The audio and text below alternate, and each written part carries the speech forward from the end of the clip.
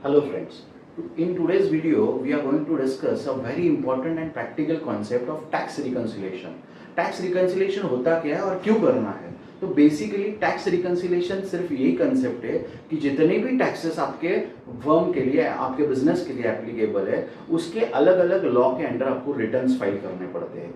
तो वो रिटर्न्स और आपके बुक्स ऑफ अकाउंट्स, ये दोनों आपके रिकन्साइल होने चाहिए। There are some provisions in every law, accordingly we have to file the returns and the books of accounts are maintain on the basis of accounting principles and accounting standard. तो इसमें simple करना क्या है?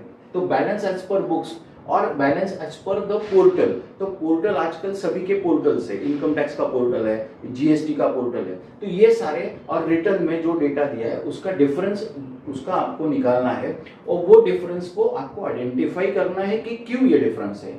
कौन से आपको tax के रिको बनाने जरूरी है। एक है आपका जीएसटी की लाइबिलिटी का रिको, जिसमें आप सेल्स के ऊपर की लाइबिलिटी आपके बुक्स के साथ कंपेयर करोगे जीएसटीआर 1 की। दूसरा है जीएसटी आईटीसी, ये आपके एसेट है। आपने परचेज पे जितना टैक्स पे किया है वो टैक्स और परचेसेस आपके बुक्स में आप कितना रिकॉर्डेड है, इसका रिकंसिलेशन करना जरूरी है। Then comes your TDS. TDS has two part, again asset as well as liability.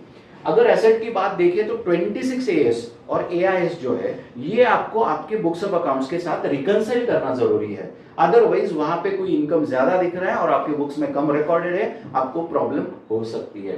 TDS की लायबिलिटी आपने सही तरीके से डिडक्ट की है और पे की है या नहीं है, ये आपको टीडीएस के रिकंसिलेशन में पता चलेगा। तो वो रिकंसिलेशन क्या होगा?